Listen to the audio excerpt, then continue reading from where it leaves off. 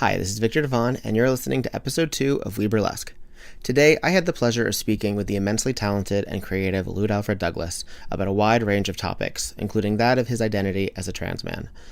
As a bit of a forward to our conversation, I wanted to point out to our listeners that this conversation is between friends, with permission to record and circulate. But you should know that Lewd's decision to answer questions about his identity are his own, and we may discuss topics that you would never let Katie Couric or Barbara Walters get away with. I get that, and I have the privilege of Lewd Alfred choosing to speak candidly as a friend and within his comfort level to me and to you about his and only his experiences. Please be aware that some of the questions, perhaps all of them, that occur in our conversation are incredibly inappropriate for you to ask strangers, or even your own friends if they have not yet considered speaking to you about them. Also consider, as Lewd Alfred says, that his experiences are his own, and you and others may not share them. I think you'll really appreciate this episode with this great artist, but I wanted to make it clear that your trans friends, and especially those in the community you do not know, deserve your respect. And one of the best ways of doing that is minding your own fucking business when it comes to their bodies. Thanks for listening. Talk to you soon.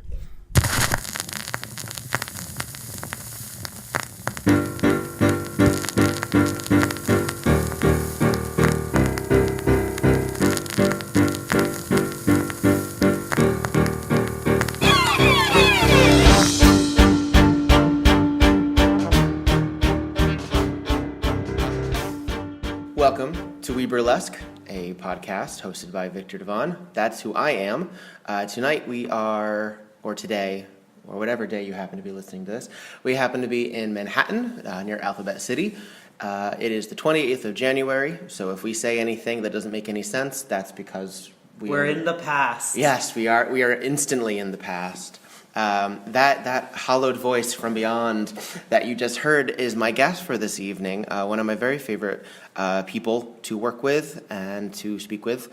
This is going to probably be the longest we've ever spoken to at a stretch. Yeah. Because we are constantly busy, either putting on costumes or getting out of costumes or running around room to room. Yeah, quick hellos and quick goodbyes. Yes. And then sharing our moments on the stage. But I have a recent addition to the White Elephant Burlesque family, officially. At the Silver Tusk Awards in January, I had a special honor, hopefully it was an honor, to Johnny Panic, Lillian Bustle, Nick's Nocturne, and our guest this evening, Lewd Alfred Douglas, where I said, if you want to say you're a member of White Elephant Burlesque, yay! Because you'll only improve my pedigree, I promise you. So, Lewd Alfred Douglas, welcome. Because that night we were both performing, yeah. I didn't get to properly tell you just how incredibly moving and vulnerable that moment was. Oh, yeah, I know, no warning, right? It was really great. Good. Yeah, and I am super pleased and grateful. Yeah, it's funny that, we just introduced that we haven't spent a whole lot of time speaking, but I feel that we are creatively and spiritually balanced in terms of our energies and our performances, that we get along very well, and the fact that I do call you a friend when, frankly, we haven't spent that much concentrated time, I think speaks very highly of how we work together. Yeah. I've been in a few of your productions. You run or co-run Dr. Sketchy's New York City. Do you want to say a little bit about where that came about? Sure. I co-run Dr. Sketchy's New York City branch with my husband, Fyodor Pavlov, and we've been doing it for a few years. We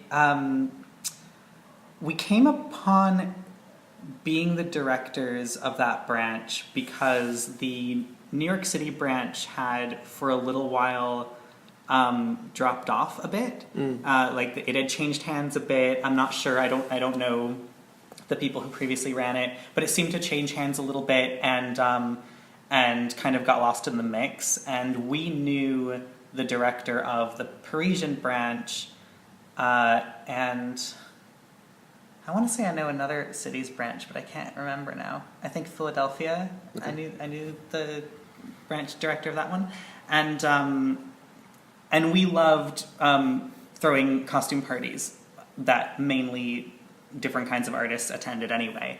Soirees. Soirees.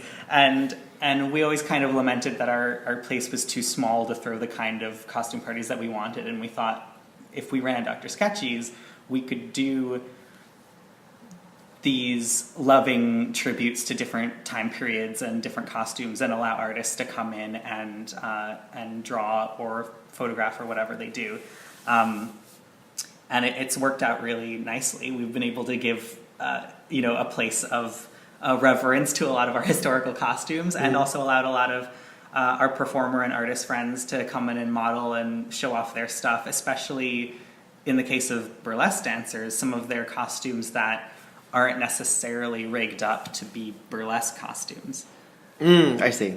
Right. So they have wardrobe that look good standing still, yes, but are hard to remove when the music's playing. That are hard to remove in a pleasing way. Yeah. I also love that you are typically the DJ, or at least the man behind the laptop. Yes. When the poses are being set, and I do love the fact that you pick a wide assortment, but absolutely accurate choices. I try to be in theme and create a mood. Although whenever I'm somewhere else and someone else is DJing, like a club night or a show, I just never feel like there's enough Eurovision. So no matter what time period or cultural You'll find a way. background, I will slip in some Eurovision. Just a little bit. I think that helps. It helps as someone who has posed for it, and I've done sketchies in Jersey and upstate New York, and I've learned that, and a couple of other like drink and draw situations, that the music, I really don't like it when the music is like 8 minutes long, because I need to keep, it feels better for me when I'm posing that the music, okay, it's another song. That means I'm almost done. That means I'm almost done. For that, whatever pose that is. I don't necessarily know the song, but if we're going to another song, then at least we're halfway there minimum. I appreciate that. I completely empathize with that. I've been asked to pose a few times for other sketch events, and it's just, I have a lot of respect for the models that we get, because it's very grueling. It is. But I enjoy it. I enjoy it a lot, and I've hosted as well, and that's an interesting experience, because it's not like hosting a burlesque show. No, they're very quiet, and yes, yeah, and it's less about rallying. Yes, and they do have fun, but it's more about creating a mood and being welcoming in the space. And you don't want to be disruptive. It's a different vibe for sure. Yeah.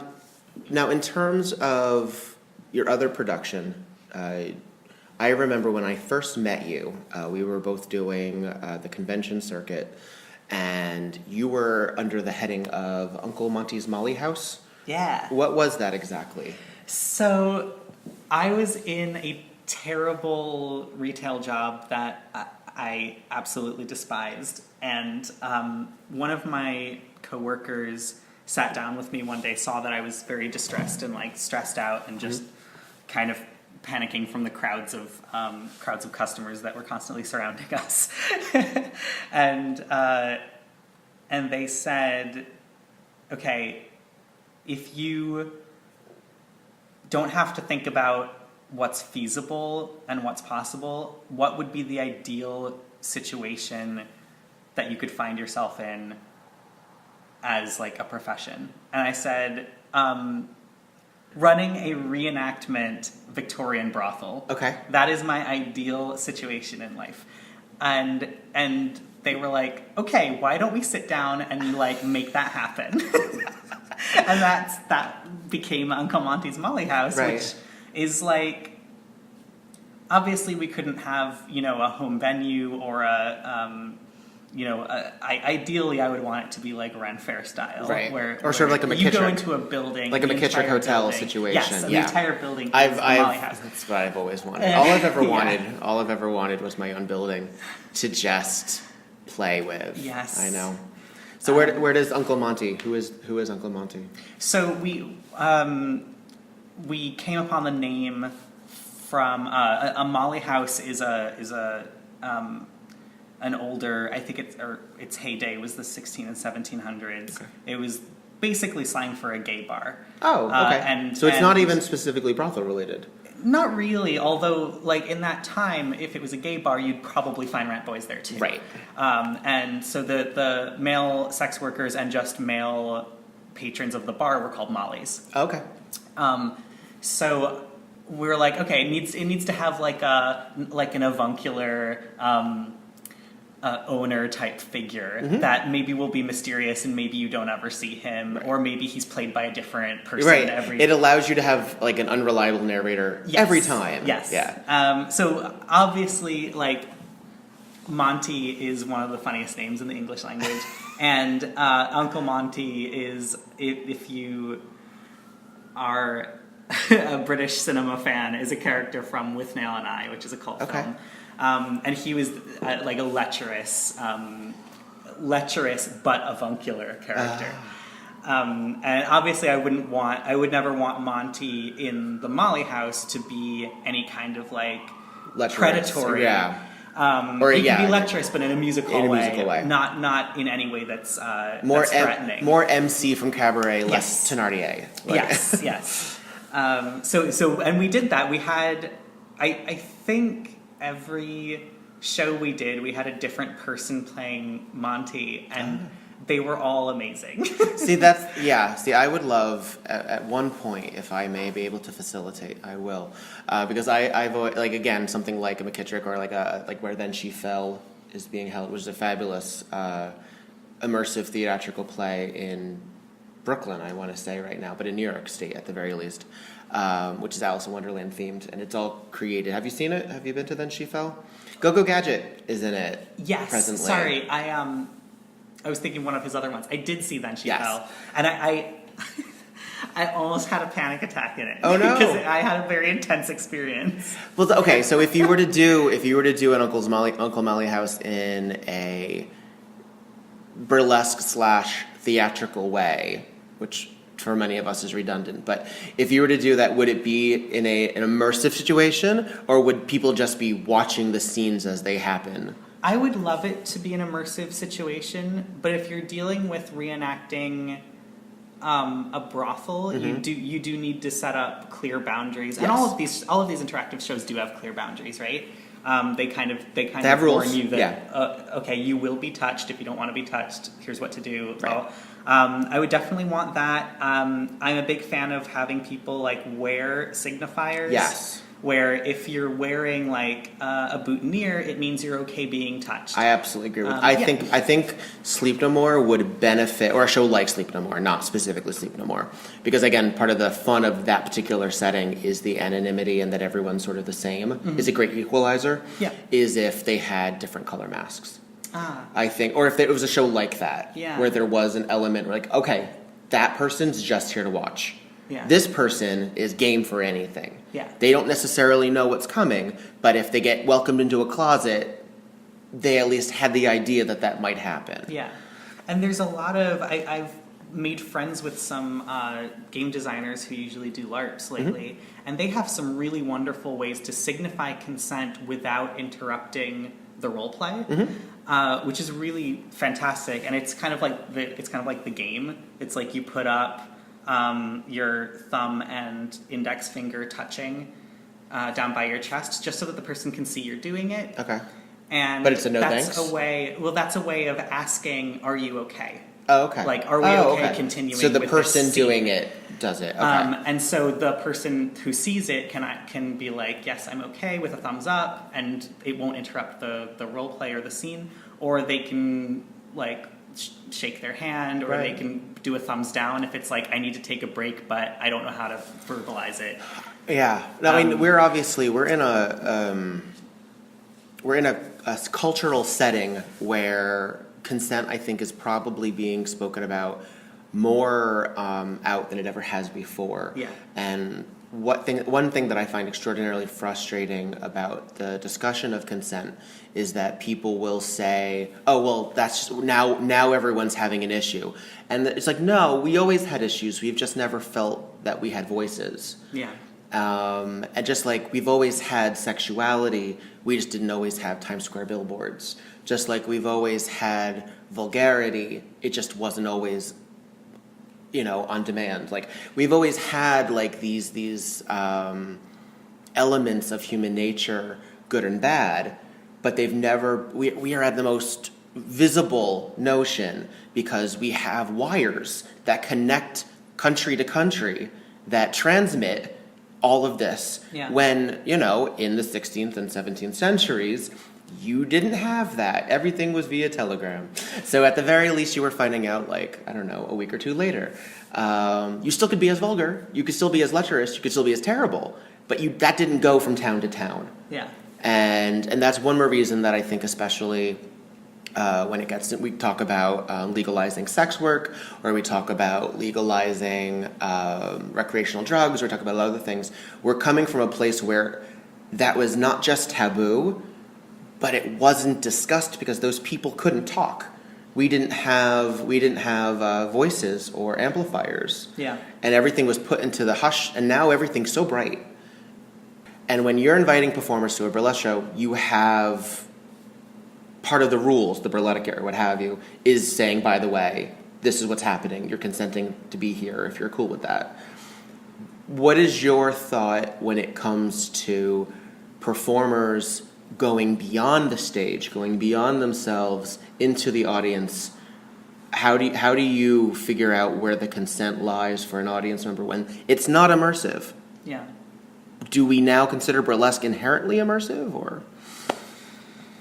I don't know. There's going to be an immersive aspect to any kind of live performance because you're breathing the same air and you're in the same space. And more often than not, with like tiny venues in New York with burlesque, you're on the same floor and you're like a few feet away. And I want that connection. Like, don't get me wrong, I may be kind of considered overly cautious when it comes to these kind of things because I do feel really vulnerable in front of an audience. And to be honest, like, I feel vulnerable in the audience too. But I do want that connection. I want to go to a Randy show and I want the performer to like touch my face and flirt with me. And I want to, when I'm performing, go out and interact with people as though we're all the same family and we know each other. And in some cases we do know each other. But I don't want that interaction that I really want to strive for, and that intimacy and that like physical contact to result in that person having a bad day or getting scared or having, a flashback to something. Like, I never want to cause that. So I think the more ways that we have to check in with each other and make sure we know what's going to happen, the more freely we can have those interactions. All right, well, we're going to take a break. We'll be back with you in just a minute. This is WEBurlesque with Lewd, Alfred, and Viktor Devonne. And don't forget to rate and subscribe on Apple and wherever you get your podcasts. See you shortly.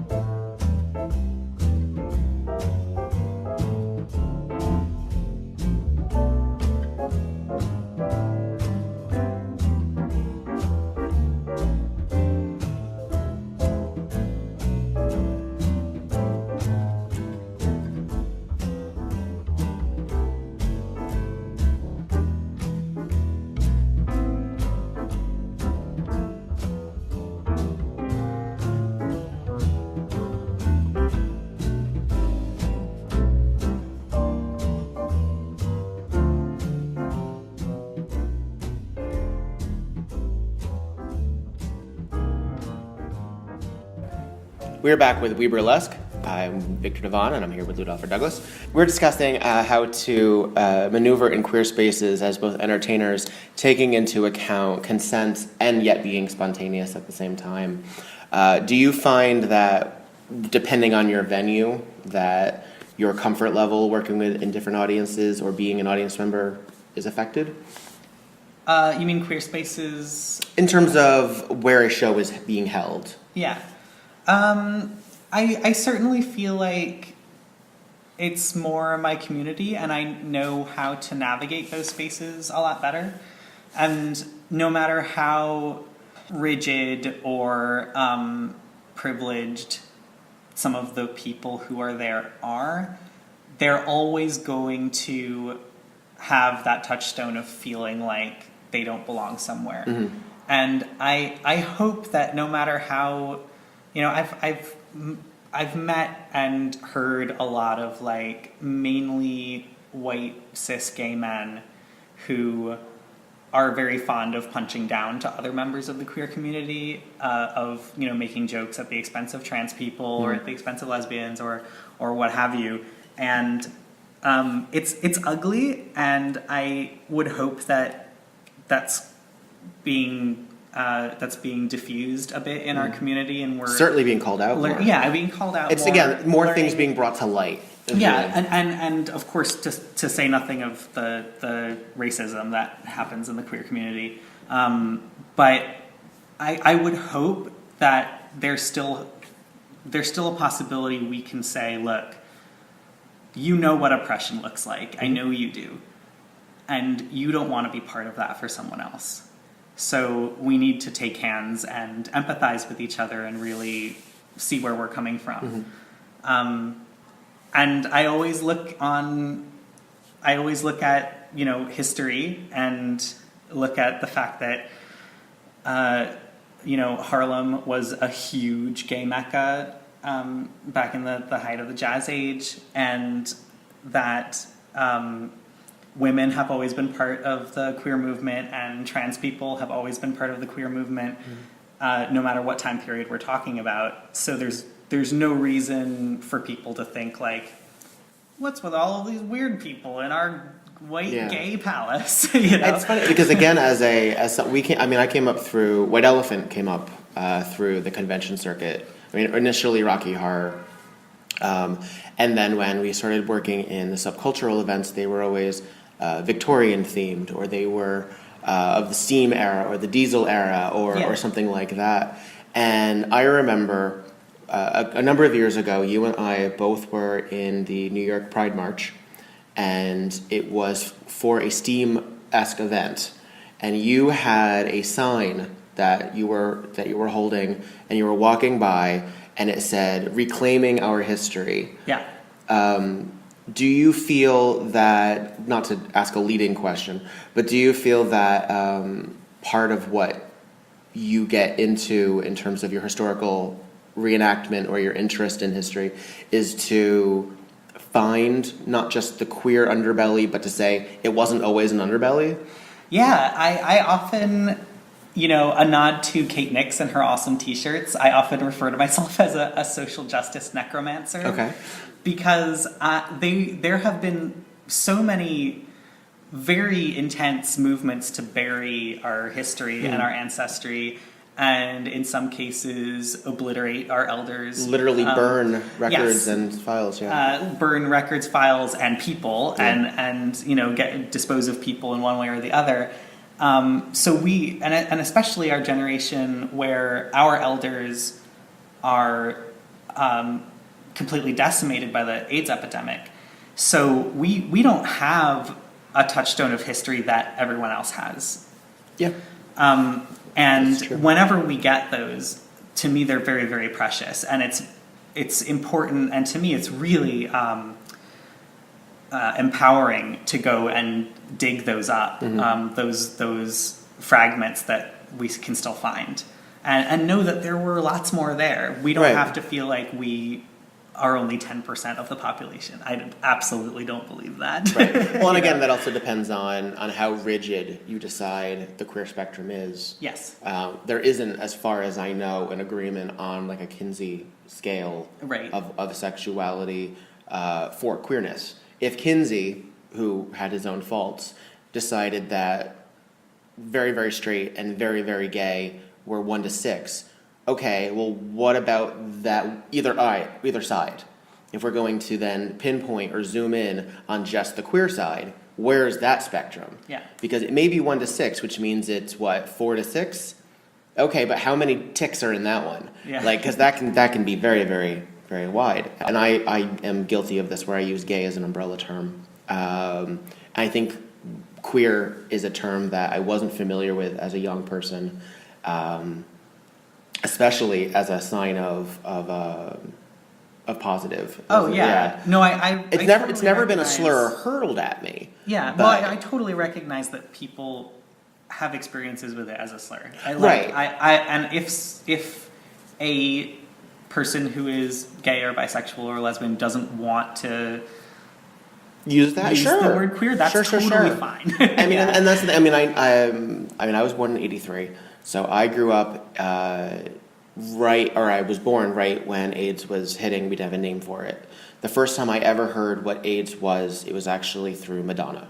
Madonna was one of those artists who not only, because she was watching her friends die. Yeah. And so the first time I ever heard it was in the liner notes of Like a Prayer.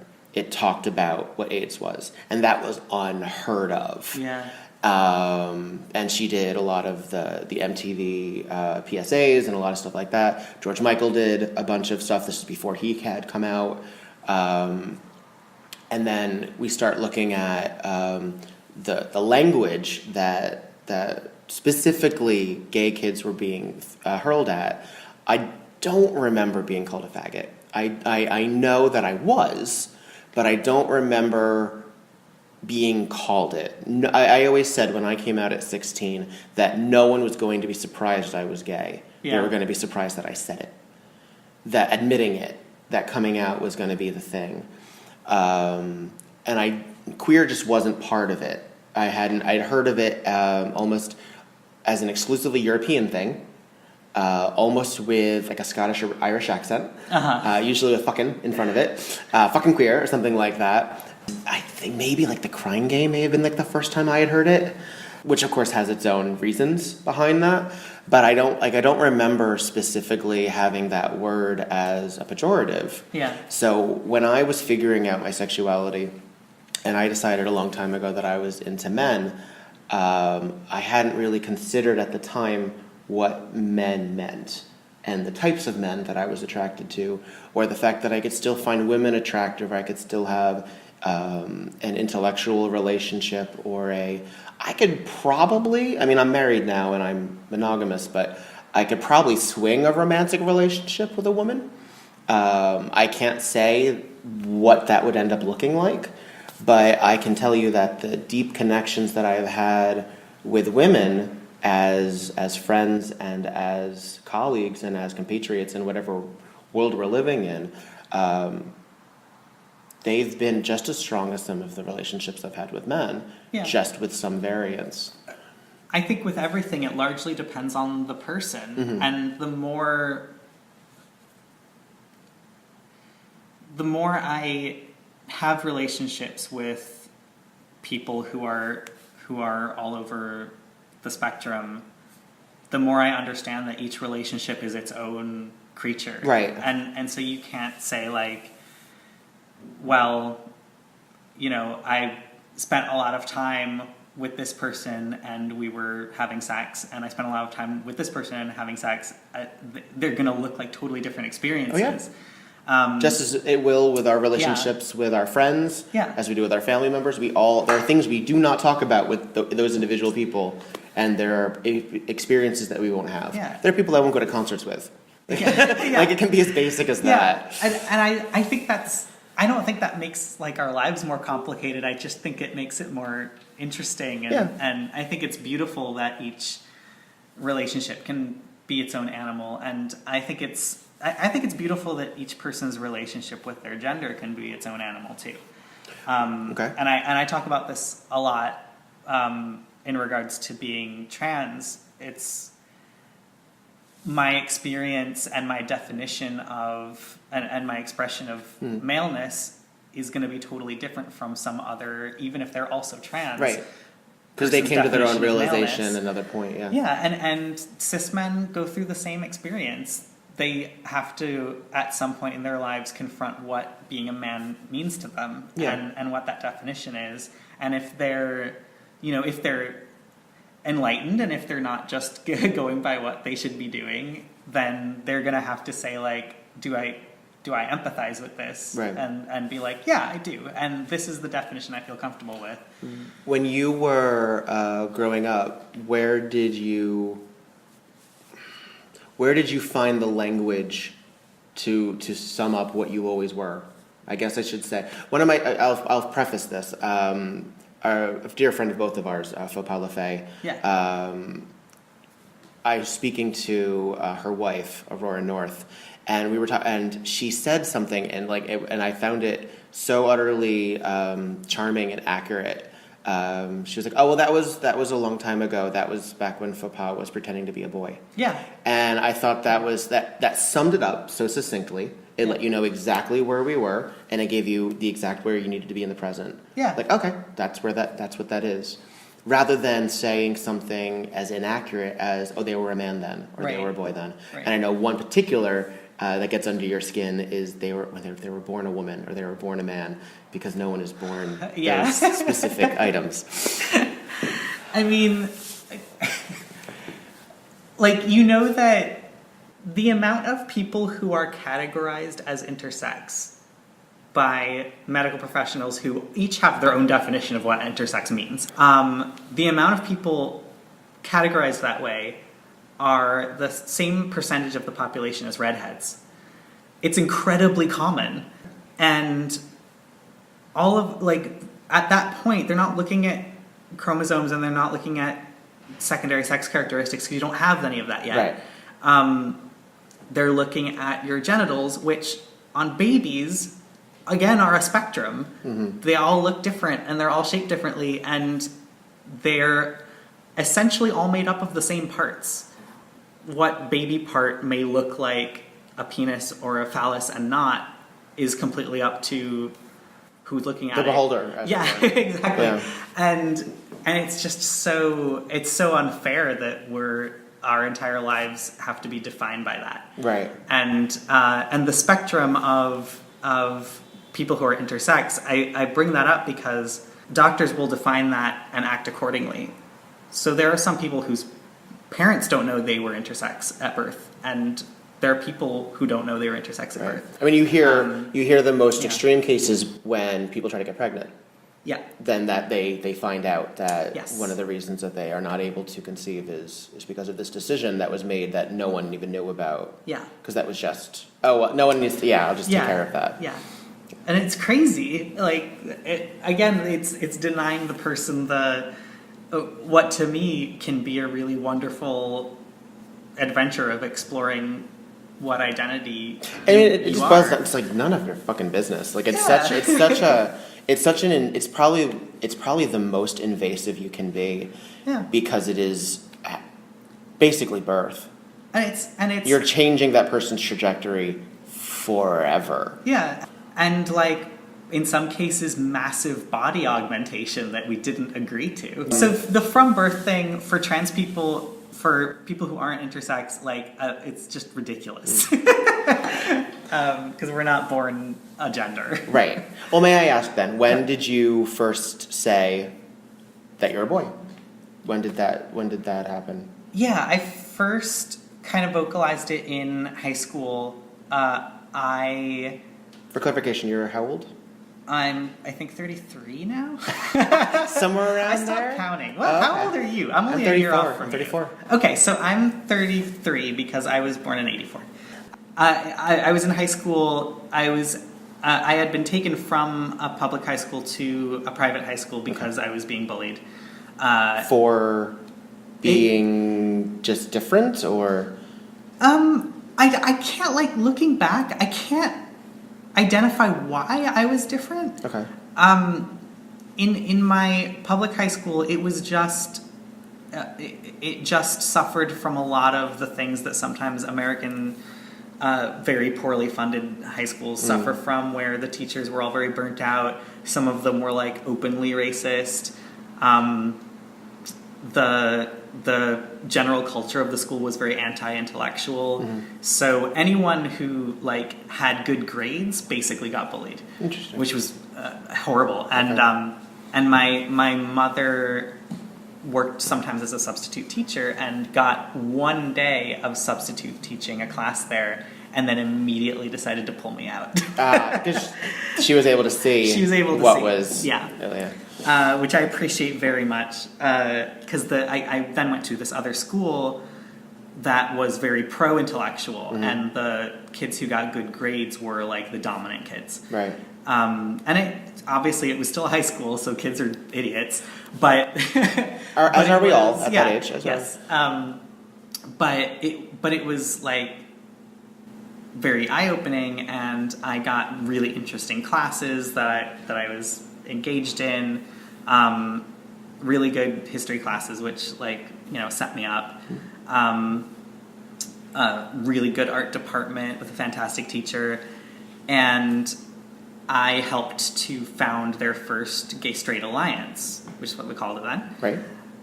And I'm not sure what we'll call it now. What I have no idea. I don't know.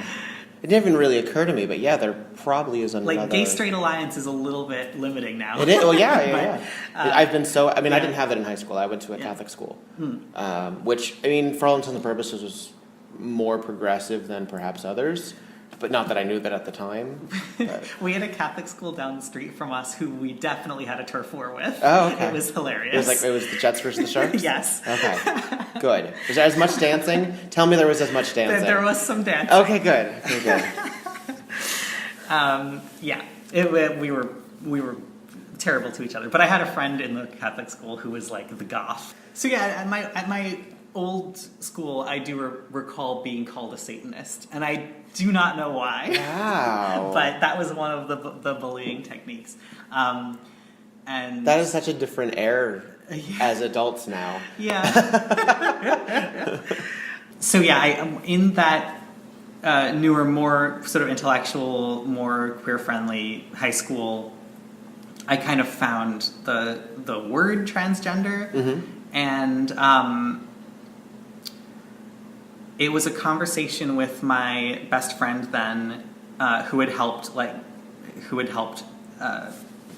my parents know that I was being bullied. She was a few years older than me, and had graduated, and we were just hanging out one night. I think she was sleeping over at my house, and I was talking to her about my first and second ever boyfriend experiences. And it was when I went to this summer camp that I used to do at Vassar, which, if you got grades good enough, you would qualify for this summer camp, and you'd take extra classes, and you could take whatever classes you want. And I would take, fencing and improv and, all fun things for me that were really fun.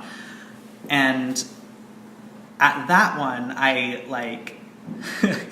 had a really wonderful hookup with my fencing instructor's teacher assistant, which was great. And I also had the first boy to ever ask me out, and the first girl to have a romantic relationship with me. And in all of those three experiences, those three were not 1 year, by the way. But it was you were going through a lot, but not all at once. I spread them out. No judging. It's a non-judgment place. But through those three experiences, I really liked the person a lot. Each of them? Not the first boy. I was just excited that he asked me out. Okay. And then I got over it. The teacher's assistant, I was really into him. And the girl, I was really into her. And through both of those experiences, I really, really liked them. But I there was something about the way they were attracted to me and the way that I felt in myself when I was with them in an affectionate or romantic or sexual context that I didn't like. And I couldn't really understand what it was until I kind of verbalized it to this older friend of mine. And she was like, have you thought that you might be transgender? And I was like, oh yeah, I know that word exists. And I was like, yeah, maybe, I don't know. And I thought about it, and like, you know, I was really into theater, so I would do the theater classes all the time, and I would always insist on playing male characters. And, you know, I kind of rationalized it by being like, well, I just like those parts better, Sure. and like people don't write women as well. But like there was something very pleasurable to me about playing the boy parts. And various other things that I was like, okay, yeah, this might be the issue, right? So as you should do when you're a teen, I like experimented a bit, and I like did like a boy look and went to a gay bar with a bunch of my friends, and it was like the little gay bar on the prairie where like it's the one gay bar in like a 10-mile radius, and they do let in people under 18, but you have to wear a wristband. Right. So you probably pay more too, right? Because they're expecting you're not going to drink. Yeah. I don't remember that, but very probably. So I got like my wristband, and I went to this gay club, and I danced around, and like I met cis gay men, and I like interacted with them. I'm imagining you in like this Victorian coat and a ruffle, just like dancing to The Cure. Yeah. And I know it probably wasn't, but I'm still imagining that. I'll allow you to have that. Or, my favorite, still dressing up like Lestat with the ruffle collar and sort of all swooped up, but it's still to like, I don't know, La Bouche. Like, I'm still imagining you sort of goth dancing to 90s house. So yeah, through experimenting and being like, okay, I'm going to try out like being a boy, and it just like it solved that discomfort. And I, you know, obviously when you are a teenager and you have incredible self-doubts about yourself and your body anyway, you know, before I had taken hormones or gotten any surgery, which I definitely knew that like was a possibility that I wanted. Whenever I'd have a relationship, there was, especially with a bisexual person, there was always like a voice in the back of my head of like, are they seeing me as a boy or are they seeing me as a girl? And if there's a possibility that they're seeing me as a girl, then I don't want any part of this. Yeah. Which sucks when like you look in the mirror and you look like a girl, you know, to you anyway. And I totally, and again, this goes back to what we were talking about, how every man is going to have a different interpretation of maleness. Not all trans people need or want to have any physical Right, they may not take hormones, they may not. Yeah, and that doesn't make them less trans or less what their gender is. But I definitely felt that. I'm pretty binary as trans people go. Okay. when you were a young lad, growing up, did you? Because for me, as a young queer boy, and I've experienced this, we find this a lot, especially in our being adjacent in burlesque to drag queens and drag performance, and we bring drag into burlesque and all of that, and I'll get to that in a second, because I will say there is something very it's beyond meta to me that you as a trans man will take on feminine attributes in your theatrical pursuits. So I'll get to that in a second.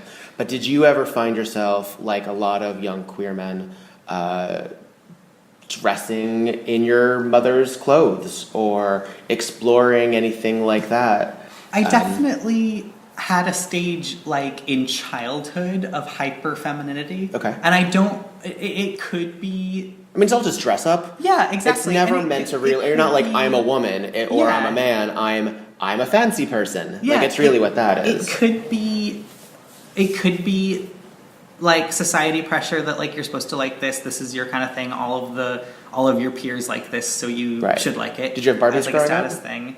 I had my sister's leftover Barbies. Okay. And they're leftover My Little Ponies.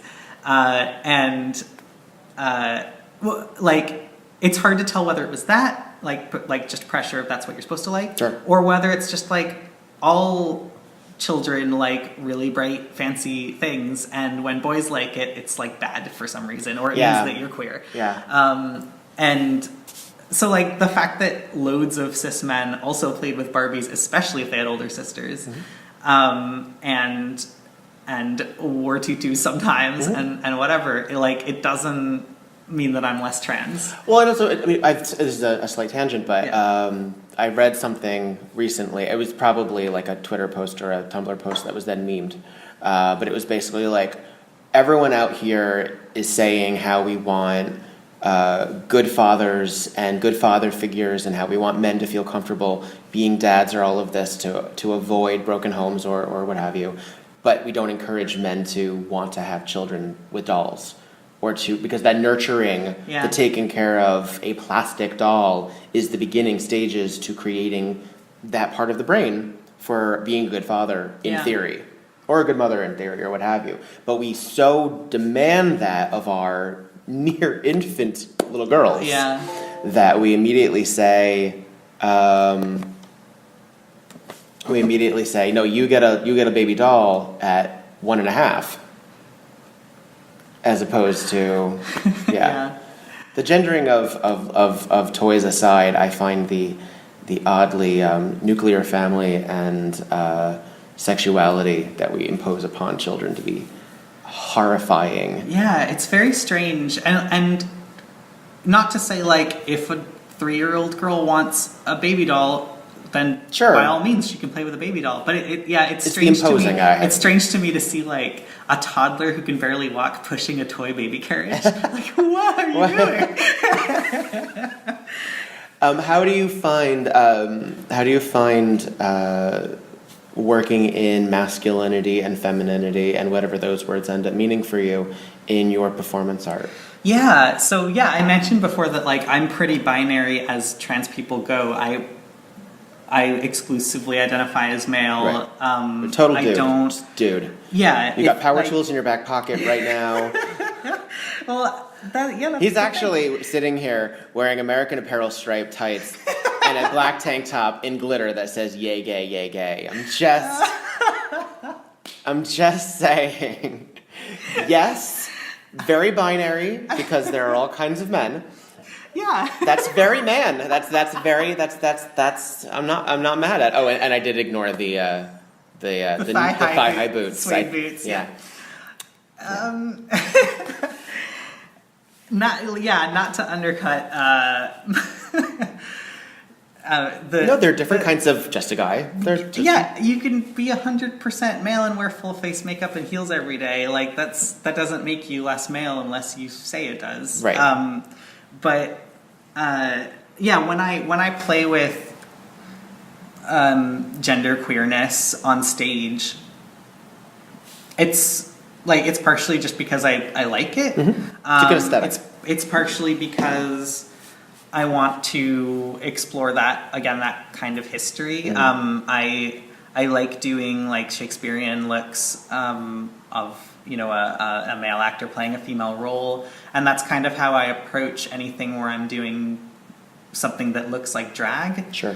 I know that there are a lot of drag queens who are women. There are a lot of drag queens who are genderqueer. There are a lot of drag queens who really conceptualize their drag character as a separate person and a separate identity, which I think is really cool. When I do something that looks like drag, I'm always thinking about it in like a Shakespearean or like music hall drag perspective, where it's playing a part, but the character is always a man playing a woman's part, or just playing. Because you're not playing. Have you done that? Have you played a woman on stage in burlesque? I think the only woman I've played on stage is Elizabeth Bathory. Okay. And even that is like it's like a, for lack of a better word, it's like a kabuki, like a really stylized theatrical version of that story. So I'm representing a real, actual female person, but it's you know, in the theatrical world. Right. And you do take off a top layer. Yeah. And where do you fall on the lines of men wearing pasties in burlesque? I think it's a really good argument that men should always wear pasties, especially while it's illegal in some places for women to show nipples but not men. Mm-hmm. I think it's an awesome show of solidarity, and I think that it's sometimes like a necessary piece of augmentation. If you're doing burlesque, you should draw attention to your nipples in some way, especially when you get these like very pasty white boys with very, very pale pink nipples under the lights. You can't see them at all, so you may as well augment them. They're basically amphibian. Yeah. But as I have said to someone who did make that argument to me, well, my surgeon worked really hard on my nipples. I want to show them off. I get it. I do want to show them off, but because of that, like, because I'm mindful of the solidarity and the fact that I should probably augment them, I always at least do like glitter nipples. Yeah. You performed burlesque before you had top surgery. Yes. How different was your experience, mindset or physical work, before and after that experience? Yeah, this is interesting. I did burlesque before I got top surgery, and I think that by the time I was doing burlesque, like in New York properly, I had like scheduled my top surgery. So like I knew I was going to have it eventually. Or I at least was like picking a doctor, like I was serious about it. And when I made my acts, I always constructed the concept of the act knowing that I was going to go down to a binder, and that was it. Okay. So, for instance, my like wind-up doll act. First burlesque I ever saw you do. Yeah, that was one of the first ones I did. It's Edwardian themed, or is it Victorian?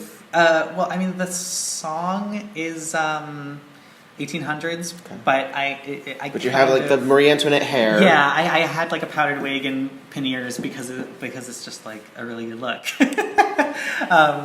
And it's a mechanical. You're meant to be. And the song itself is from the Tales of Hoffmann, and it's a character who's a wind-up doll or like a robot who sings this song, and then halfway through the song has to be wound up again, which is like so charming. Which is also how I first met your husband. Yes, because your husband was your wind-up assistant. And so I was going from a female-looking shape, and then taking off the falsies and the corset, and having like machine parts painted on my binder, and little like gears on my pasties. So I don't want to say I wanted to hide the fact that I was trans, but I definitely wanted to go down to a male shape and have an excuse for there to be a binder there. So At the risk of sounding like someone who said, "Oh, I didn't know." Right. I did not know that's why you had the binder on. So if at very least, because I knew you for several years before I knew your story, before we had talked about what you were getting your top surgery for, because I admit a lot of times I didn't know the language. So when I first heard that expression, I'm like, I don't know what that means, because it's. If someone had said, "Oh, I'm getting a mastectomy" or something like that, which I know this is actually it's not the same thing. No, it's not the same thing. That if somebody had said that, they'd be like, "Oh, okay, I know what that means." Sure. It was the almost it's such a non-descriptive phrase. So seeing that performance and not knowing your history or who you were as an artist yet, or as a person yet. I just assumed that it was just the styling of the look, that you are meant to actually be that much more of a mechanical, that you weren't showing skin because you weren't a person per se. Right. So yeah, I specifically made that act so that I wouldn't have to. There was a lot of my life, really right up until I got top surgery, where I didn't want to be chained with like the burden of having to explain that I was trans all the time.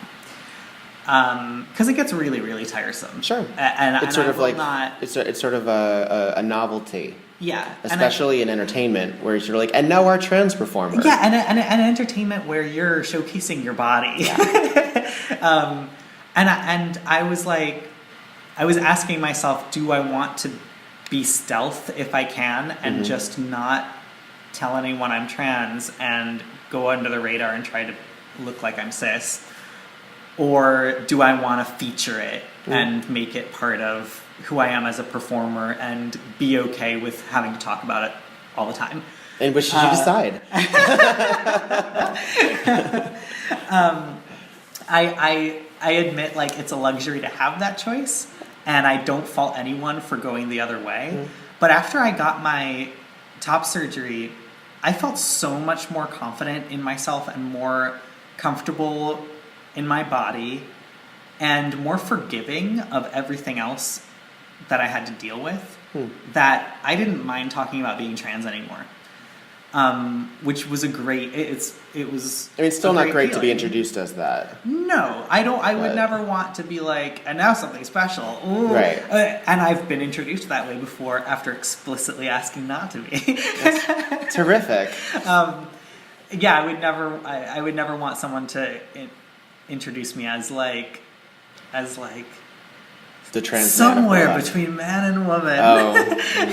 Which is actually that you remind me in a way, because you have done half drag before as well, where you presented very masculine on one side and you presented I did that look specifically for a show where I was being a sideshow performer, and that, you know, I'm not non-binary, and I'm not, as far as I know, intersex, but performers who did half and half acts were often on the trans spectrum, and I feel like that I felt that was part of my history, that it was okay for me to explore. It read as authentic.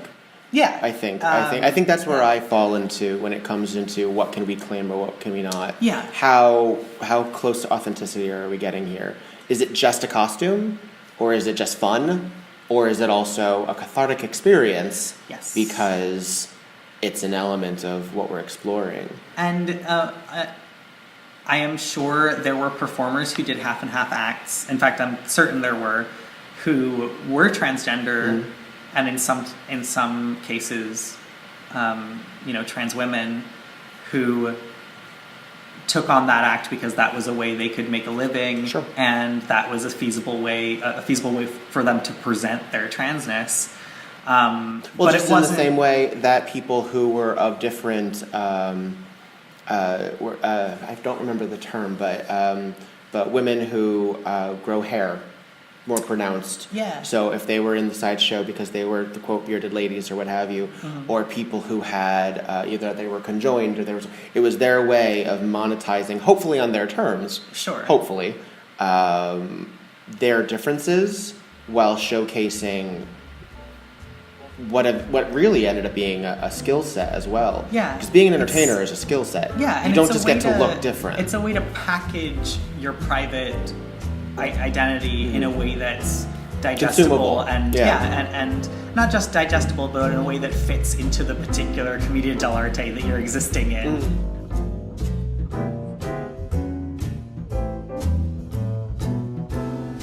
Hi, this is Viktor Devonne, and you are listening to WEBurlesque, a podcast dedicated to nightlife personalities in cabaret and burlesque. You are listening currently to episode 2 with Lewd Alfred Douglas. Please, at this opportunity or at your earliest, take a moment to rate, review, and subscribe to this podcast, as every little bit helps and we'll get our name out there. Please visit WeBurlesque.com for more information on the parent company White Elephant Burlesque, and we'll catch you around.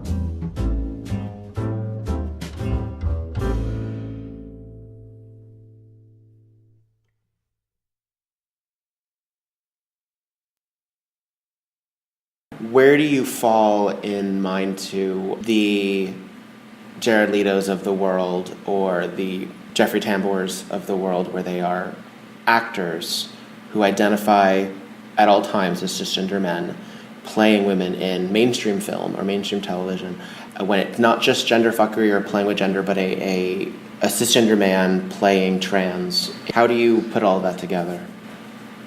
I think that it really depends on how that comes across. Mm-hmm. I think that if it's a hugely for-profit production, like a Hollywood film, sure, and you have a cis actor, or a TV show, you have a cis actor playing a trans character, why on earth couldn't you have given that job to someone who really needs it? Right.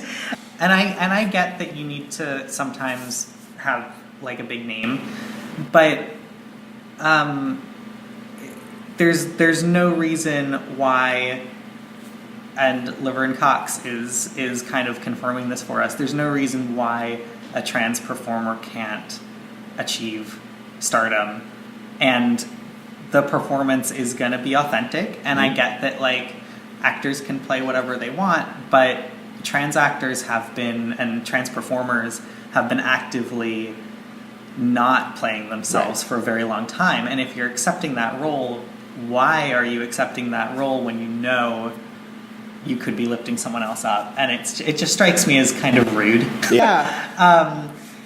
And the example I give is in American Horror Story, the trans woman actress who they have in the Sideshow series. She got that part because she auditioned pretending to be a man. Mm-hmm. And that to me is so insulting. This was the giantress. The giantress, yeah. So they auditioned this part, which was a part for a woman. Right. Only seeing men for the auditions.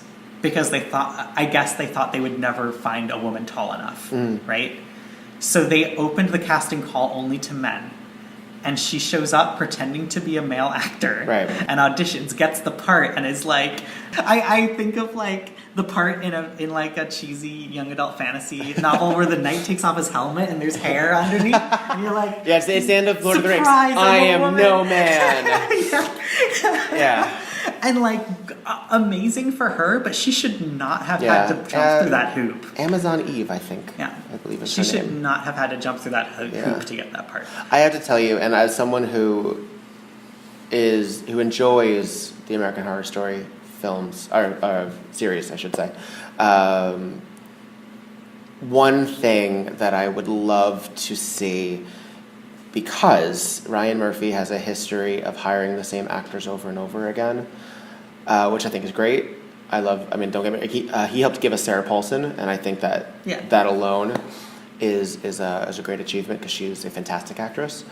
I would have loved to have seen, since Matt Fraser, who played one of the sideshow characters in Freak Show and is a colleague of ours, and is a genius. Yes, he is frequently known as Seal Boy, and he has a condition where his arms did not grow fully, and he's a very, very tall, lanky, extraordinarily charming British man, and who had a great deal of success recently in New York with his partner Juliette Lesmuse. He was in Freak Show, and if you've recognized what I'm referring to and you've seen the series, I would have loved to have seen him in another horror story setting where that was just who he was. Yeah. Just in a he was only hired in a Freak Show setting. And we're able to see Sarah Paulson as all of these kinds of people. I would have loved to see him as like, oh, he's one of the guests of the hotel. Right. Oh, he's the realtor in this series. Just because it would help us not only see yet him again featured in a great role, because he's a great actor, but to show, no, people look like this, and they don't just exist in this period piece about freak shows. They don't exist for you to look at them and their anomaly. Because he does exist in this reality. Yes. He is not only an actor and entertainer, he recently, played Richard III, I believe? Yeah. Like, God, I would have given my right arm to see that. And again, like, Richard III is someone who's commonly portrayed as deformed, but, like, giving Matt Fraser that role lets him play with that, again, that packaging. Yeah. And I mean, I remember I'm sure it was amazing. I saw, and I had only known him for a short while. I went to Johnny Porkpie, another New York performer, was doing this show called Papertension, and it had a rotating group of burlesquers in it was a review. It had a plot. But whatever happened, like, as, like, the character, like, they had, like, the Wizard of Oz type characters wandering through the land, and whoever they met, those actors would change. So Lux LaCroix was in it one time, Joe Boobs was in it one time. Tigger. Well, Tigger was one of the, characters. He was sort of the cowardly lion type character. But all the soloists rotated, and one of the soloists happened to be Matt Fraser. And then I saw it again later in the run. And Matt Fraser played the person in the audience who was brought on and turned out to be part of the show.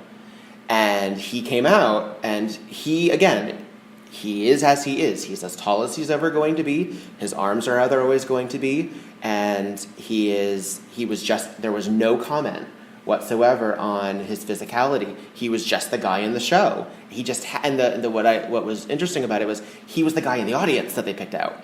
So that was even more of a realization, like, oh no, people just look like this. Yeah. That your people that you're sitting with in the audience, sometimes they look like this.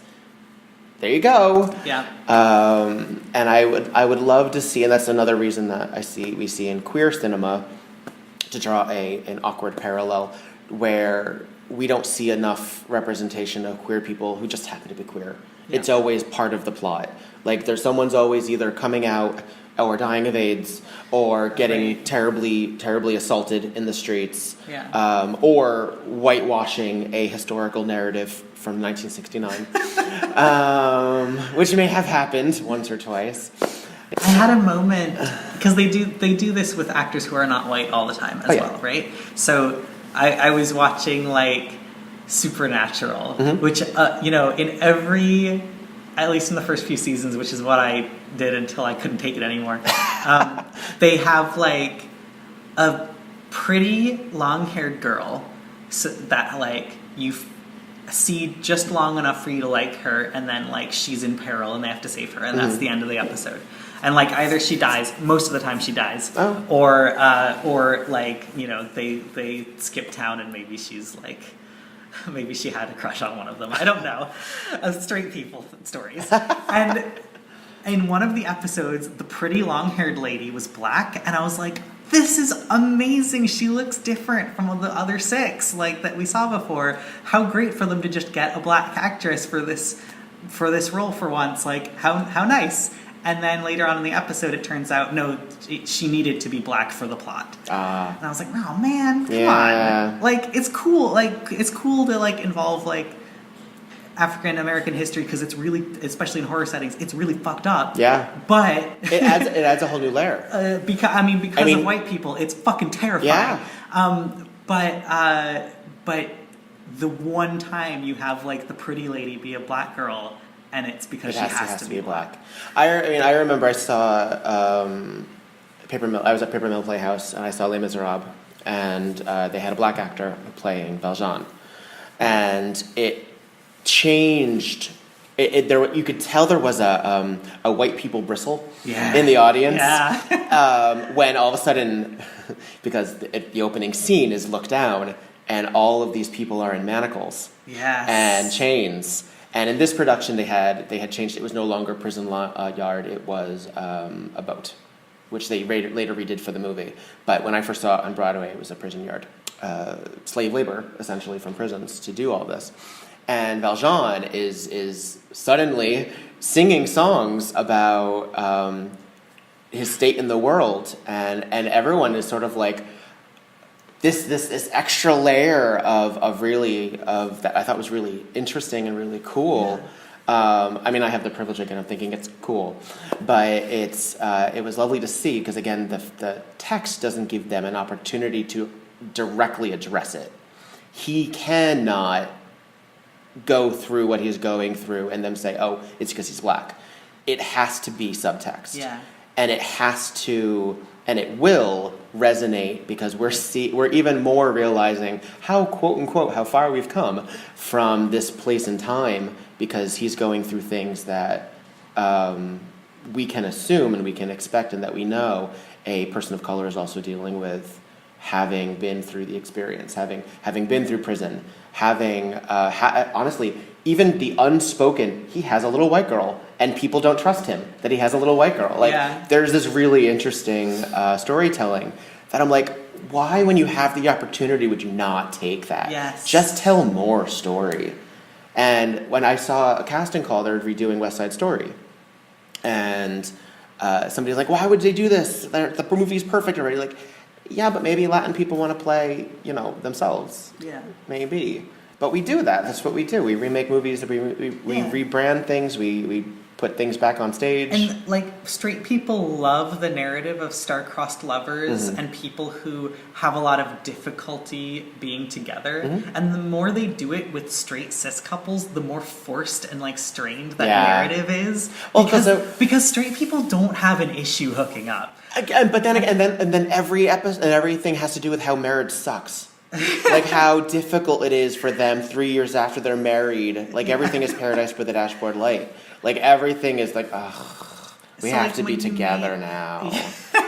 What terrible. How terrible. So when you make your 50,000th retelling of Romeo and Juliet with two men or with two women or with a different variation, a cis man and a trans man or whatever, you're gonna find those lovely moments that speak to the history of their own oppression.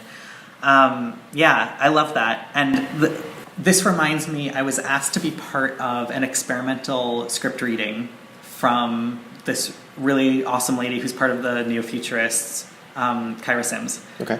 She invited me to be part of the script reading, and it was so awesome. She was doing sitcom pilots with a diverse cast. So there weren't any straight, white, cis men in the reading. It was all either women, people of color, trans people, or gay and lesbian actors. So and we were the people who were gay and lesbian were playing their characters as gay or lesbian. And we read the pilot of Frasier, and I got to play Daphne. And it was so amazing. Niles and Frasier were both being played by black women. Okay. And that was really cool. And then Daphne gets introduced, and somehow the humor of Daphne's opening scene is hysterical coming from a trans man. Because her lines are I'm a bit psychic. It gets stronger at my time of the month.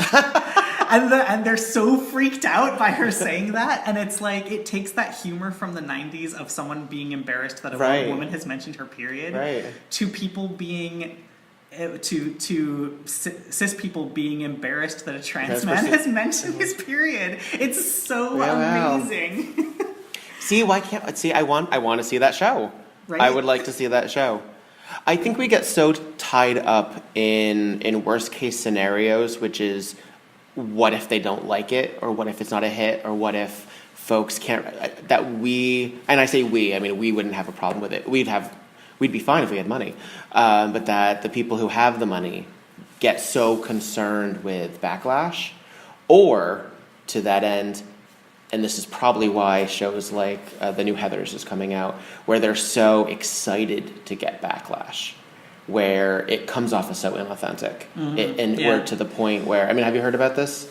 The new version of Heathers is... Very briefly, basically, it's... the Heathers, the popular clique, are a femme butch, a person of color, and a gay boy. Okay. And they're the mean girls. And that's weird. because it's basic. And I think somebody said like the new Heathers, the alt-right version of Glee that everyone wants. Like it's basically wow. like, oh yeah, you're making all of the traditionally ostracized folk the bad guys. But Victor, don't you realize how unique it is to have queer-coded villains? I know. No as I twirl my mustache, my spindly mustache. No one's ever done queer-coded villains before. It's but so they've never fresh. been. But that's the thing is that these aren't coded. They're just flat out queer. Yeah. And so I think that's also, as queer people, we identify with the villains not just because they are queer-coded. Or partially because they're queer-coded, but because they're also the more interesting characters. Sure. The archetypes of the damsel in distress, the knight in shining armor, boring. Yeah. They're always the freaking same. And then even when we try to switch it up and bring in a Quasimodo, we make them lovelorn and pathetic, and eventually they die. Like we can't even do that right. We can't even subvert properly. I mean, yes, she still dies in the end, too. That's true. The Romani girl does die in the end. Okay, fine. That's new and fresh. She doesn't get the other guy. All right. But technically, it's new and fresh that Disney had her live. That is true. That is true. I guess, if we're going there. And they made her one of the nicer characters. Right. They made the religious figure, the religious fanatic, the villain. Yeah, I mean, I wish more people would take that to heart. I know, we sort of ignore that. We ignore Frollo. Yeah. We take into account the... And he's the very ugly side of heterosexuality, too, the one that wants to force and subdue. Yes. The use of villains that are queer, I don't know. I mean, I always identified, I loved Ursula, and I loved Cruella, and I liked, even beyond the Disney side of things, I liked Catwoman. I know she's more of a, morally ambiguous character, but I find the morally ambiguous and the anti-heroes to be that much more interesting. Sure. Anyway, and the older you get, the more you realize, well, the villains, it's not that they were, that they weren't selfishly motivated. Because yes, they were, but then again, so were the heroes. They have to get your prince, have to get your cow, all of that.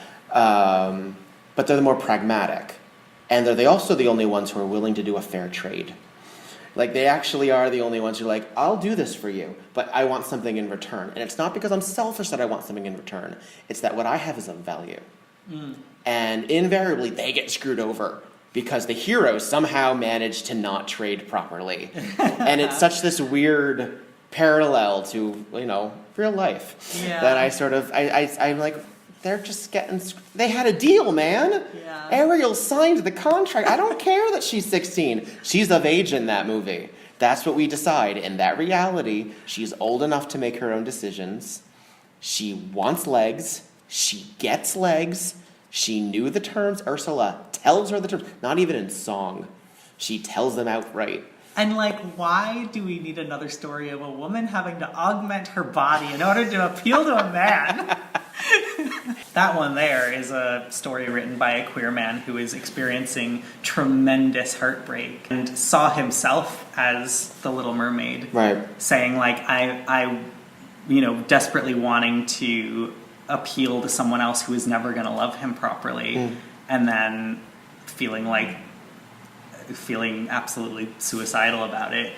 That when you read Hans Christian Andersen's stories and realize that the main character is always him, they become so poignant. The Ugly Duckling, also about Hans Christian Andersen. Yeah, I don't think, has there been a relatively large budget or even small budget biopic on Hans Christian Andersen? Not that I know of, but it's very interesting. So. He had a particular friend who he was in love with, who didn't love him back, and it's kind of, at least it's clear to me that The Little Mermaid is about that for him. Well, I'm just sort of amazed. If we can do, I don't know, as problematic as it probably is because I haven't seen it, Finding Neverland, where we learn about how the parallel of Peter Pan. I mean, why? I'm amazed that Eddie Redmayne hasn't been called to say, oh, by the way, you're the Little Mermaid, but you're also Hans Christian Andersen. We're going to figure this out. Like, I'm kind of amazed that hasn't, you know. I mean, if someone's going to make it, I want to make it. Oh, you understand? Okay. I think, all right. So if this isn't in production, then I'm saying officially I that think Lewd Alfred Douglas is helming a production of Hans Christian Andersen, and then we're going to make that. We did that for J.M. Barrie, too. Yeah, I think that was Finding Neverland. I think that was relatively, that was about his. Yes. Yeah, that was about I got them conflated, yeah. Yeah. Well, Lewis Carroll, I mean, we've done a little with Lewis Carroll, but Lewis Carroll I think we find icky. Right. Because of the whole little girl aspect of it. Yeah. We don't know how to tell that story honestly, because no one agrees on how it went down. Sure. That's a little bit more precarious. No one agrees on whether it was appropriate in the Victorian era to take nudes of children. Right. Yeah. That alone, that's a hard sell. It is. That's a hard sell for mainstream America. For sure. And we might have found something that's more of a hard sell than a gay historical story. I think that might be it. Yeah. As we come to a close, I wanted to also address another element of your artistry, which I don't think gets enough shine, which is your drawing and your sketchwork and your painting and things like that. Now, I know you've brought some of that into your burlesque. Yeah. One of your signature pieces is your Dorian Gray piece, where you emerge from a portrait of yourself that you yourself paint every single time you do that act and then have to desecrate live on stage. I mean, that's the cheaper way to do it, because making a print like that would be massively expensive. I get it. But it's also symbolically nice, because, like, if you're taking Dorian Gray's portrait, which is about, like, self-actualization and self-creation and obsession with oneself as well, your youth and and obsession mortality. with youth. If you're creating the portrait of yourself and destroying it every time that you perform the act, it's about it is about growing and changing and letting go. You create aspects of yourself and you also destroy aspects of yourself, and that's how you grow and change. Yeah. I have your ear somewhere. I have a piece of your portrait. Yeah. I remember asking. I said, "Do you keep these?" He said, "You're like, no, I usually throw these out. I have like, it's just like your temple through your ear and maybe just a little bit of your jawline somewhere. I have that." Nice. So you've done that. It's an award-winning act. You won Top Banana at Alternatives. Yes, that was so cool. At 2016. Yes. For that, and you and your husband are both artists. You both draw. To say draw almost feels inadequate in terms. How do you illustrate? Do you do it by hand? Do you use a program? How do you? These days, I prefer digital painting. So I'll do it on either a tablet attached to Photoshop, or I'll do it on my iPad with a drawing program. And I like it a lot because it makes me less nervous about making mistakes, because there's always the undo button, and you're not going to destroy the canvas by painting on it too much. I love digital painting, and I've been doing it for over a decade now, because I used to do my little weekly webcomic when I was in high school on a tablet. So I have lots of practice with it, and it feels as natural to me as painting with physical media. What was your webcomic? Just said I don't think I knew this. It was called My Life in Blue. Okay. And it was... It was just like a slice of life comic. It's still online? But it kind of helped me. It might be. Okay. It kind of helped me through my male and queer identity, because I was just writing about like me and my friends, but I was a boy, and it was like the character that was a placeholder for me wasn't trans. But I eventually added a trans male character into it to play on those aspects of my life too, and it like got really popular. But this was like in 2000, when there were like only 600 people on the internet. Right. No, it's so pretty. I don't think I knew that. I got tons and tons of fan mail for it, and people still will meet me at like conventions and be like, I used to read My Life in Blue, and it like helped me realize I was trans, which is so cool. Yeah. And like the comic is not perfect. It doesn't look that good anymore because I was experimenting with my art style. It doesn't, I'm sure there are parts of it that are problematic because I was, 16, 17, 18 when I was writing it. But it still has that reaction from people who meet me now, which is so cool. So I'm glad I did it. So did you do that by hand, or you did that digitally when you were I did it with a tablet. Oh, wow. Yeah. Okay. Now I know you have done art that has appeared. The Sherlock Holmes, is it a magazine or a newsletter? What is the Sherlock Holmes magazine? Magazine. Yeah. You've done artwork that has appeared on the cover. Yeah. For that, what would you consider your style? What are you? Well, not necessarily what are your influences, but when you draw, you know how most people say, "Oh, well, that's noir," or "That's I don't know, very French." Like in terms of like the Moulin Rouge or things like that, or very Toulouse-Lautrec or something like that. Right. What do you find is your medium, as it were? I'm really not sure. I mean, it always looks historical. Yeah. It looks sort of wood carving-ish. Yeah, I take a lot of inspiration from the like graphic illustrator style that you would find in Victorian and like turn of the century magazines like Aubrey Beardsley. Aubrey Beardsley is incredibly influential to me, and he only had a few years of working because he died when he was like 23. But his stuff is amazing. And he also did porn, which I appreciate. Yes, for those of you not familiar, Lewd Alfred's artwork does tend to fall in the more erotic. I mean, I like doing that too. Yeah.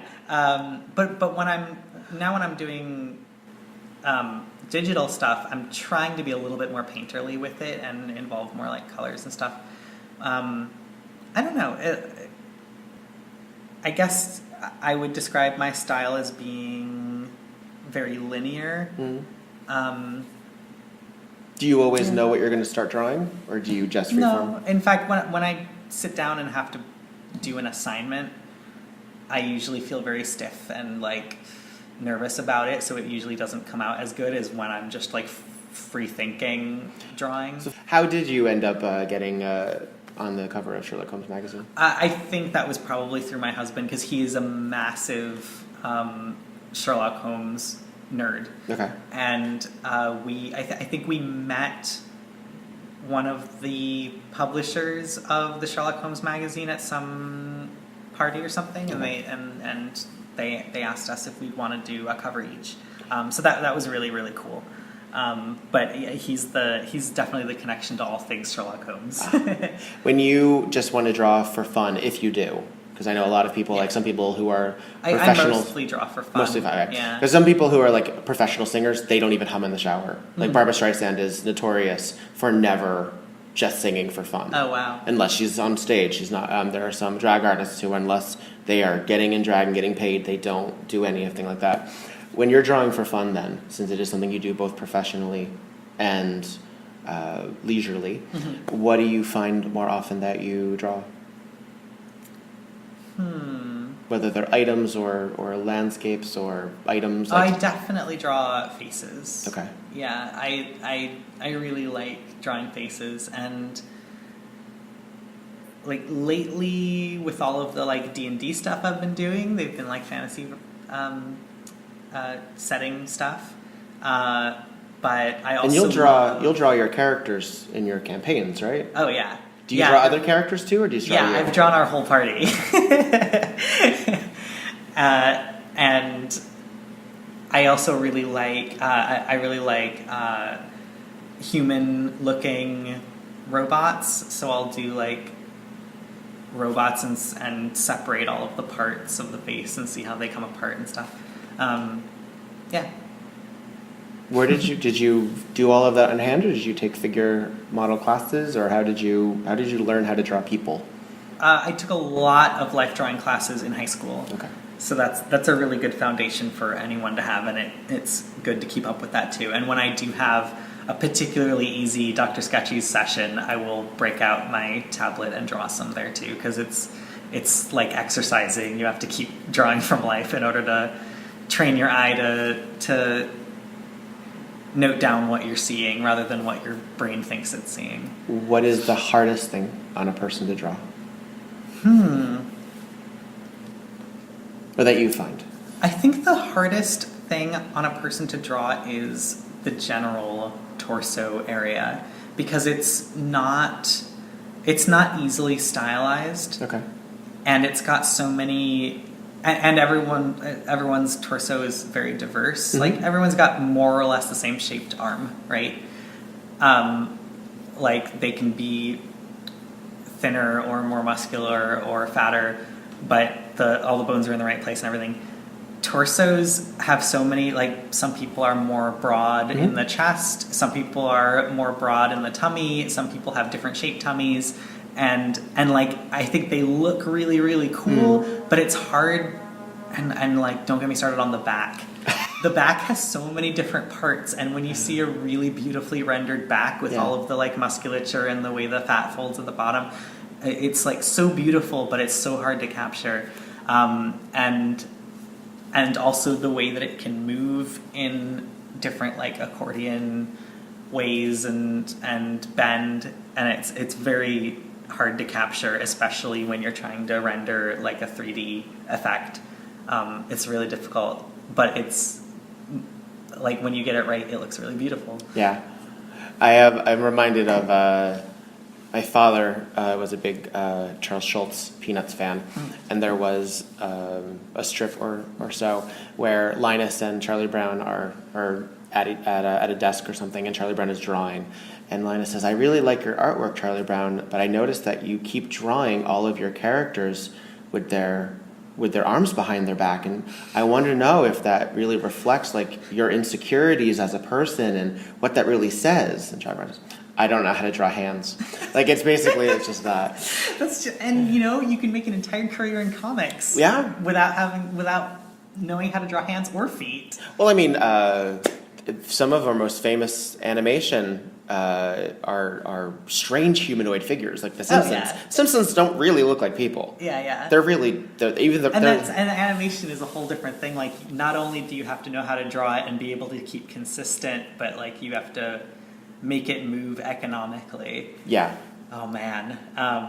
But I love when and like The Simpsons and like Family Guy and like all of those animated shows that are like sitcoms where like they're supposed to look the same, scene to scene, exactly the same. And when they look different, it's supposed to be a big thing. Oh yeah. Yeah.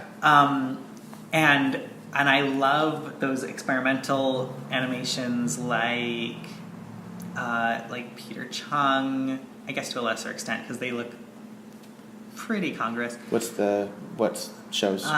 Peter Chung did Aeon Flux. Oh, okay. So very sharp. There's kind of like very weird, sharp drawings. Yeah. There are some animations where you get like weird disfigured angles, and in some scenes like the character will look really different depending on how they're feeling. Fritz the Cat is another one where it's just like they're constantly morphing depending on how they're feeling, and it's like more common with low budget stuff because you can't have the precision of having them look the same all the time, but it's also a really cool thing to play with, and it makes it like it makes it almost like hallucinogenic. You and your husband and another burlesque colleague and friend, Zelma, worked together to do Bash Back. Yeah, Bash Back, written by Kelsey Herx and me, and drawn by Fyodor Pavlov, is a comic that we started off doing just page by page on a Tumblr, knowing that eventually we were going to want it to be a book, but wanting to put it out there first. Yeah. And we finally got it together, and it's the next issue. It's kind of like trade sized, I guess. Yeah. But there's a lot of extras in it. And we've got the second issue all written. Is it all rendered? It's not all rendered. It's okay. all, the script is written. Okay. But our artist is currently interning at a tattoo parlor, so he does not have the time to work on it right now. Once he starts, once tattooing is a mode of income for him, then he'll have extra time where he doesn't have to do commissions, and he'll be able to work on Bashback again, and we'll be able to continue it. Where can people get the first issue, more or less, of the first installment of Bashback? Yeah, we've been giving it to little comic shops in the city. If you're in New York, you can get it at the Bureau of General Services Queer Division, which is at the Gay and Lesbian Community Center on 14th Street. Excellent. Or 13th, whatever street it's on. Yeah. And you can also, if you go to bashback.tumblr.com, I believe we still have a link for how you can get it from us. We also bring it to cons. Excellent. Yeah. Where now this is probably going to go live this week, if I'm proper in my time management, as it is the end of January. Mm-hmm. Where do you find yourself probably going to be in February and March for people to be entertained by you or see your artwork or what have you? So the next burlesque gig I have in the city is at White Elephant Burlesque at Rock Bar on the 28th of February. Oh, cool. You have some conventions that are also coming up that you're doing. You're working on Gen Con and Flame Con? Yes, I'm working on the act I'm doing for Gen Con and Flame Con, which are both in August. Flame Con is in New York. It's going to be in Times Square, which is so cool. And Gen Con is in Indianapolis, and I'll be performing at Gen Con with D20 Burlesque. Splendid. Yeah. You find yourself at D20 a lot. With Anya Keister, who co-runs D20. You often are behind the DJ board playing the tunes. Do you enjoy, I assume you do because you do it. Why do you enjoy just being behind the laptop? I've been doing, I did DJ work for clubs in London when I was in university. And then when I came back to New York, the way I got into doing burlesque is that I started DJing for the Rhinestone Follies, and after that I started DJing for D20 as well, and it was like a regular gig where I could see burlesque shows on a regular basis, which is so cool. And so I like doing that. I like being able to see the show regardless of whether I'm in it, and I like introducing people to my weird taste in music. I had a young man off the boat from Russia come up to me and say how much he appreciated that I played Russian disco music during the go-go set. And I was like, yes, it's all worth it. It's all there. Yeah, when I was young, I didn't know that it wasn't a job, but when I was young, I wanted to be the person who was in charge of picking the music in restaurants and department stores. Oh my gosh. Thought that every restaurant and department store had someone who made those decisions. Wow. Yeah, everyone had their own DJ. I thought. Yeah, but it's so specific to not that you wanted to be a DJ or to play music. I wanted to play the music that you listened to while you shopped or while you ate. Yeah. Wow. Yeah. Because that's when I heard. Specific. Well, that's when I heard most of the music that I didn't have control over. Because I had a tape deck when I was little. I discovered my sister helped me get into Madonna when I was in 1991, so I was pre-10 when that happened. So I was about 8 or 9. And then, but before that, my two favorite tapes were Tubby the Tuba, which was a collection of short stories and music that Danny Kaye had a old TV special with, and that's also where I heard who Hans Christian Andersen was for the first time, because there were several stories that were there's even I'm Hans Christian Andersen, that's me. Don't remember the context, but that's one of the songs. That and the Glowworm song, the 1 and 1 are 2, 2 and 2 are 4. For some reason that ends it. And the story of Tubby the Tuba, and then Peter and the Wolf. Yes. That was where each of the characters are represented by different musical instruments. I love that. And I do not remember if the narrator is a famous person or is a person of note. I know that they've redone it with Patrick Stewart. The version that I had was not Patrick Stewart because it was probably from the 50s or 60s. Yeah. But and then I got into pop music, and then I got into all different kinds of things. And my parents were into musical theater, so I heard Godspell, and I heard Technicolor Dreamcoat, and I heard Phantom of the Opera. And all of these shows that I didn't know the visuals for, so I would create my own. Nice. Like I remember, I was never the kid who like put on shows for the household. I put on shows for myself. Mm-hmm. So when the parents weren't home, when the family members weren't home, I would throw on Les Miserables and I would dance around as Eponine, not knowing if it was accurate. Yeah. I did my own version of On My Own every time, and knowing what that would eventually become as a burlesque performer, what that would become as an entertainer, or at least someone on stage, that was my own private work. And it almost, I think it does have an influence on me, because even though burlesque is immersive, getting back to what we were starting with, there is also performance times where there is a fourth wall. Yeah. Where it's not in spite of the audience, but it's regardless of the audience. Yeah. You're not performing to them, you're not directly engaging them, they're watching you. You're doing a scene. And I think that that began for me when I was doing that. From anything between Les Miserables to like the Aladdin soundtrack to what have you. Yeah.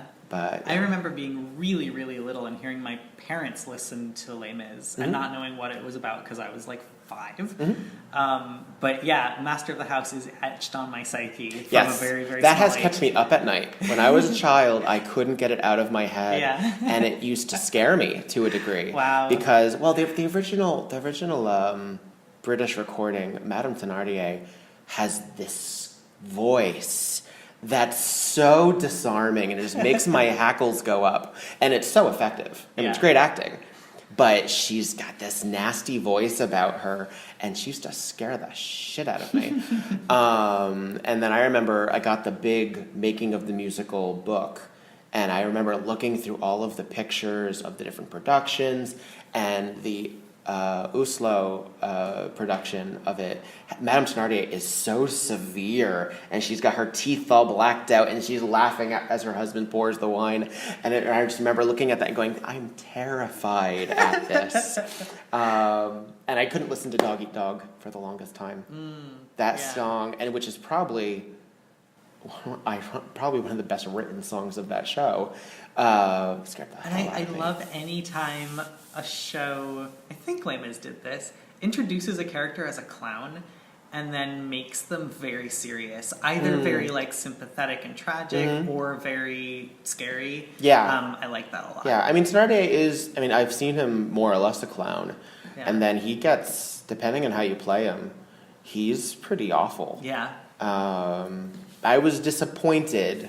I wasn't mad, but I was disappointed at that the film didn't give them enough time. Yeah. I understand that it could have been a 5.5 hour epic, but I think that those characters deserve, because again, they're making a deal. They're villains, and they're terrible, terrible, abusive people, but they're making a deal, and they're also both them and Valjean are in extraordinarily challenging circumstances. Yes. And they're just adapting in different ways. And that's the whole point of their final song. Yeah. Is that you clear away the barricades and they're still there. Mm-hmm. And that's the thing, is that they are archetypes, they are representatives of at any barricade throughout history, you clear them away and those types of people will still be there. For better or worse. Because society has helped create them. That you've created the miscreant, the villain, the survive by any means possible, by any means, because that's what you've done to your poor. And I think that is reflective of I think it's nuance that gets ignored, because again they're clowns again at the end of the show. Yeah. They're in these ridiculous costumes that they don't belong in, but they're probably the most honest characters in that whole show besides Fantine.